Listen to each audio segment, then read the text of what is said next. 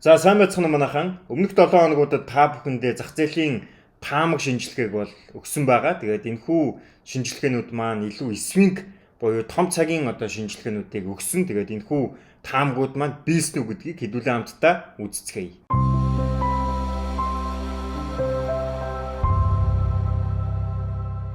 За хамгийн ихэнд бид бүхэн алтны хөдөлгөөнөөс эхэлцгээе. За алтны хөдөлгөөнийг би юу гэж үзсэн бэ гэвэл за одоо энд байж байгаа те боломжтой гэж. Тэгээ үндсэндээ шилжүүлэгчийн хаяа тогтоогоод доош унаад үндсэн хэмжээтэй шаналаа. Ийм бүтэц явах юм болов уу гэж би алтыг бодож байна. Тэгээ алтаа тайм хаяа хийгээ явж байгаа бол магадгүй бүл байх. За нэг одоо ингэж хэлсэн байна те. Үндсэндээ алтны хөдөлгөөн бол дахиад нэг ийм богино зайд явах бол за алтны хөдөлгөөнийг эндээс дээшээгээ шилжүүлэгчийн хаяа одоо буюу яг энэ төвшнгөөс дээш өсөд шилжүүлэгчийн хаяа хийгээд тэгээд доошоо pullback татагдаад тэгээд үндсэн хэмжээгээ дээшээ инэ гэдэг ийм таамгийг болоод өгсөн байна. За одоо хэдүүлээ яг энэ алтны хөдөлгөөний энэ нэг цагийн лаг нь яг тухайн үеийнх нь энэ ханшинд тавиад үзэлт яг энэ доошоо уналтын хөдөлгөөн явж байгаад буцаад дээшээ өссөн. Тэгээд эндээс үндсэн хөдөлгөөн pullback шилжүүлэгчийн хөдөлгөөн pullback үндсэн хэмжээ. За хамгийн чухал зүйл нь мэдээж энэ ойлгомжтой хөдөлгөөн гэж үзээд байгаа энэ зүйл маань ингэж явдаг буюу энэ шилжүүлэгчийн лово эвдээд явдаг ийм тохиолдлууд маш олон байгаа. Тэгээ энийг бидэд одоо хизээ нь эвдэж явах юм хизээ энэ үндсэн хэмжээний явах юм бэ гэдэг энэ зүйлийг ойлгохын тулд бид бүхэн юу яах ёстой гэсэн үг. Ойлгомжтой хөдөлгөөний шилжүүлэгчийн баталгаанууд болон яг энэ цагийн шинжилгээг маш сайн ойлгож авах хэрэгтэй. Тэгжээж яг энэ цагийн шинжилгээг маш сайн ойлгож иж яах юм бэ гэвэл энэ үндсэн хэмжээгээ бид бүхэн зөв чиглэлд нь авч чаднаа гэсэн үг. Тэгэхгүй болонгууд нөгөө цагийн шинжилгээг ойлгох хүмүүс яадаг юм бэ гэвэл ингээл маш олон удаагийн давтамжтай шилжүүлэгчийн лово эвдээ явчихгод маш их алдагдлыг хүлээгээд яваад идэх хэвгүй. Цагийн шинжилгээг ойлгочвол тийм зүйл байхгүй болно гэсэн үг. За тэгэнгүүт одоо хэдүүлээ яг эндээс үндсэн хөдөлгөөнөө татаад pullback гээд шилжүүлэгчийн хаяыг энэ төвчөнд дуусна гэдээ үтсэн байна те. За ингээд шилжүүлэгчийн хай энэ хавцаа яг наатач болж тээ. За шилжүүлэгчийн хай яг энэ хавцаа тогтоод доошоо pullback татсан. Шилжүүлэгчийн хай fake out хийгдсэн. Тэгээд доошоогоо татаад буюу яг саяны энэ хэлсний дагуу pullback-ийн нэгin цэгийг төлөв тэмүүлээд үндсэндээ нэг шалгаадтай. Тэгээд 0-оос 1 гэж үзэж байгаа. Энэ хэмжээг дээшээгээ ингэж хийсэн байна гэсэн. За ингээд энэ шинжилгээний үед мэдээж бид энэ хавьд баяда шилжүүлэгчийн ловын доод стоп лоссыг тавьж өгнө. Дээшээгээ типигээд энэ хөдөлгөөн бол дээшээ типи цогсон буюу нийтдээ 500-аад одоо энд очиход нэг 580 pp хөдөлгөөн явсан байна те. Нэлийн томхон хөдөлгөөн бол явсан байна. За ингээд алтны хөдөлгөөн бол биелэлээ болсон. Энэ алтны хөдөлгөөнд манай нэг шав бас нэг ганган таамгийг хийсэн байсан. Тэгээ би тухайн үед одоо энэ таамаг авахгүй байна. Жавхлан үлзий буй ингээд тэгээд надад яг явуулж ирсэн. Энд чинь нөгөө нэг мэдээтэй үе шүү дээ. Тэгээ мэдээтэй үеийн хөдөлгөөнийг таамаглахдаа энэ хөдөлгөөн багшаа үндсэн хөдөлгөөн pullback тэ шилжүүлэгчийн хөдөлгөөн pullback үндсэн хэмжээгээ доошоо хийгээд хэмжээсэн гүйцэлд энэ танангуудаа 0-оос 1 гэдэг энэ хэмжээгээ дээш хийнэ гэдэг. Тэгээ энэ таамаг болгонгууд яг энэ хөдөлгөөнийг таамагласан байгаа байхгүй. Ингээ шилжүүлэгчийн хөдөлгөөн тэгээ үндсэн хэмжээгээд ингээ таамагласан байна.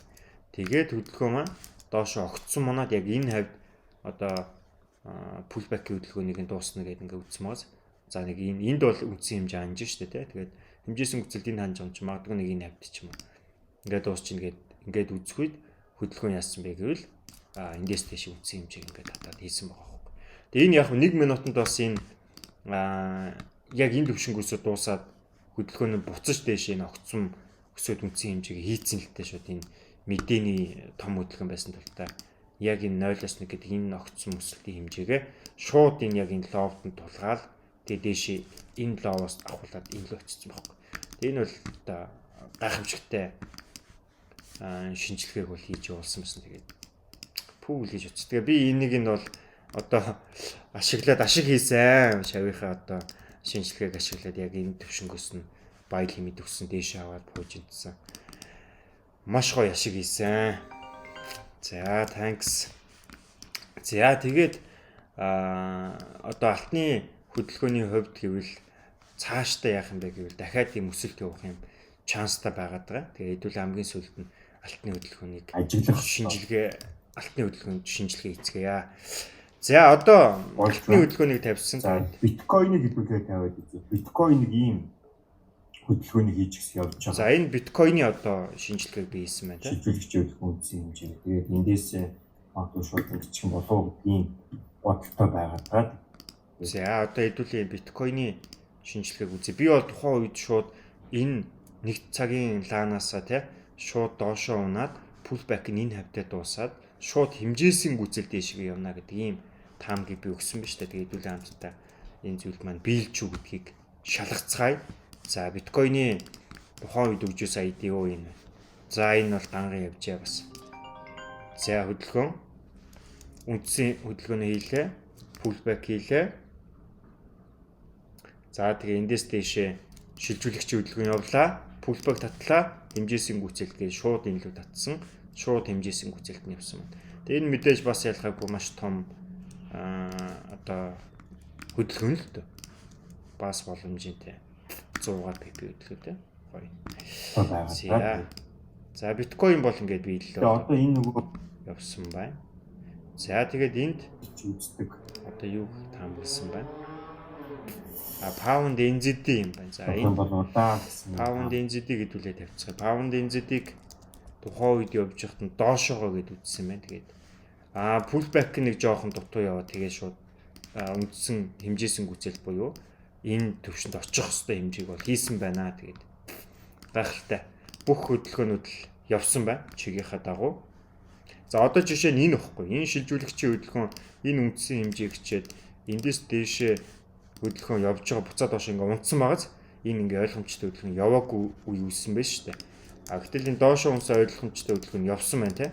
Тэгээ би энийг нь яагаад доошоо явна гэж үзээд энийг нь яагаад энэ дээшээгээ явахгүй гэд ингээд үзэж байгаа юм бэ гэвэл энэ нөгөө цагийн шинжилгээ байхгүй.